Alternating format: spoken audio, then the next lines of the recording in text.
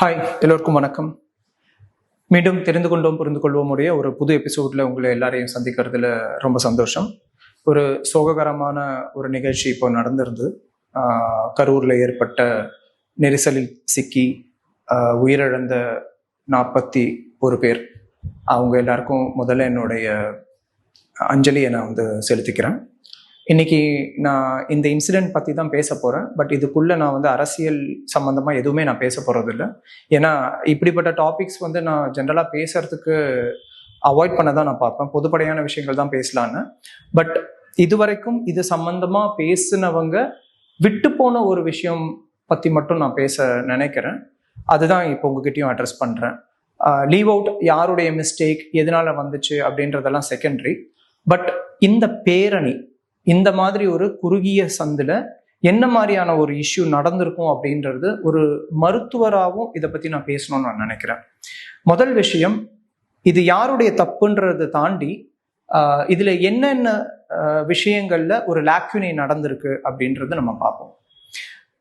ரொம்ப நேரமாக அங்கே ஆளுங்க வெயிட் பண்ணிட்டு இருந்திருக்காங்க இந்த கூட்டத்தில்.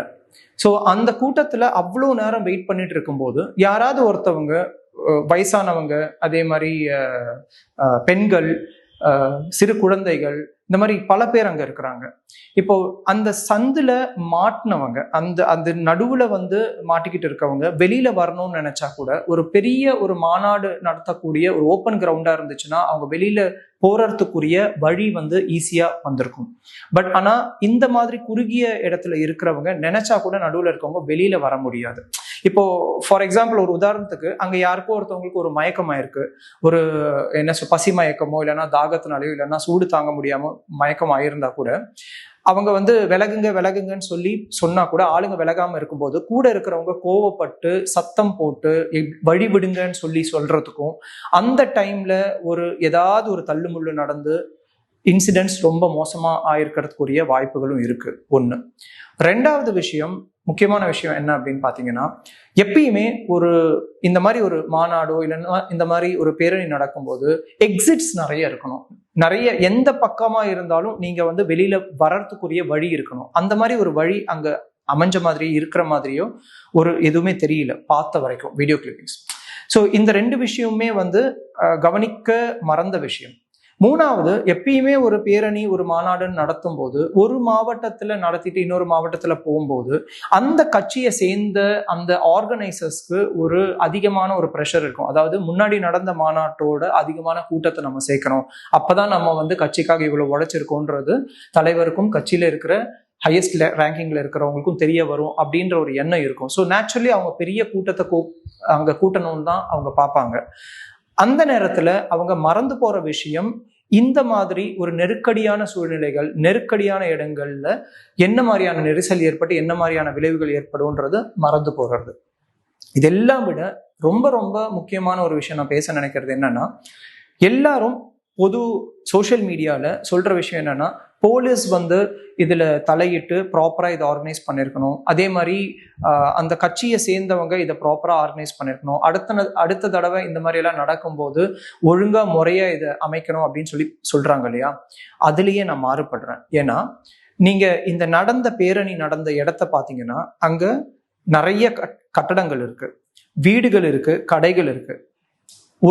இந்த கெட்டதலையும் ஒரு நல்ல விஷயம் என்ன நடந்திருக்குன்னு நான் பார்த்தது எப்படின்னு பாத்தீங்கன்னா, நான் இதை எந்த வகையில நல்லதுன்னு நான் சொல்றேன்னா, உயிர் பலி இன்னும் அதிகமாகாம நல்ல வேலை. இந்த இறந்தவங்க உண்மையாவே மனசுக்கு அவ்வளோ வருத்தமா அவ்வளோ சோகத்தை கொடுக்குற ஒரு விஷயம்.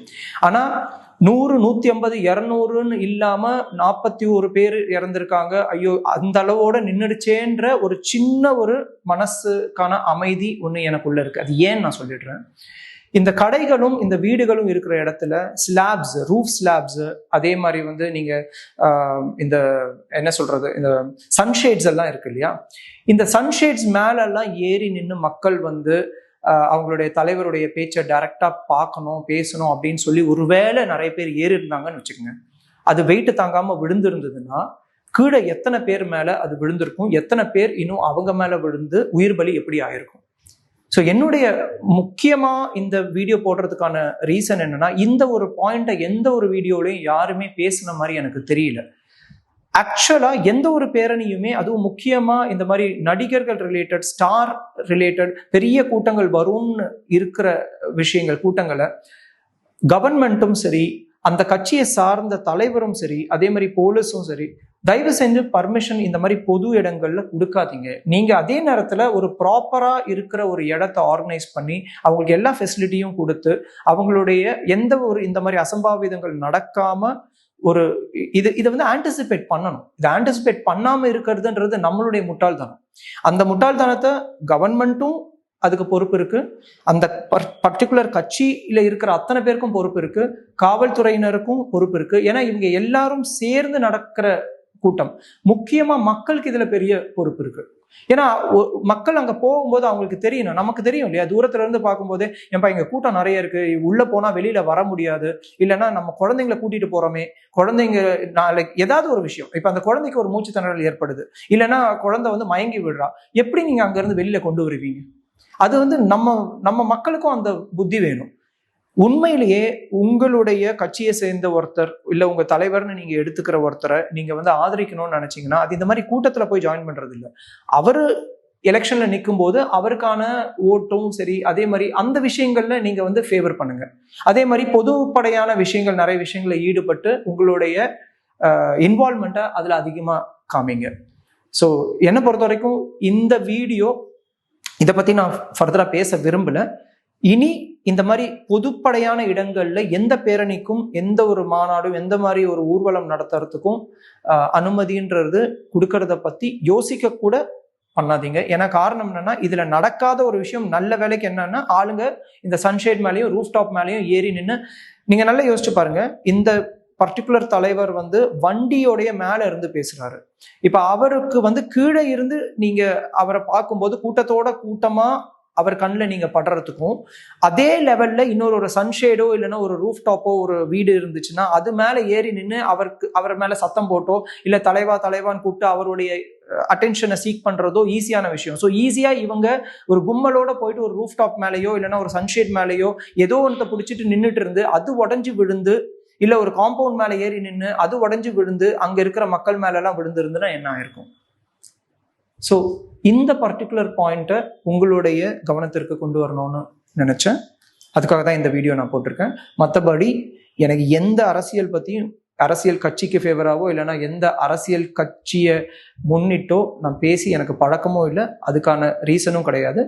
பொதுமக்களும் சரி, அரசியல்வாதிகளும், அரசு அலுவலர்களும், இந்த அரசியல் பிரமுகர்களும், முக்கிய பிரமுகர்கள், இதுல பொறுப்பாளர்கள், அரசு அதிகாரிகள் அத்தனை பேருக்கும் இந்த விஷயம் புரியணுன்றதுக்காக, அவங்க கிட்ட கொண்டு போறதுக்காக, அதே மாதிரி பொதுமக்களுக்கும் இது தெரியணுன்றதுக்காக தான் இந்த வீடியோ நான் போட்டிருக்கேன். மீண்டும் இன்னொரு எபிசோட்ல சந்திப்போம். நன்றி, வணக்கம்.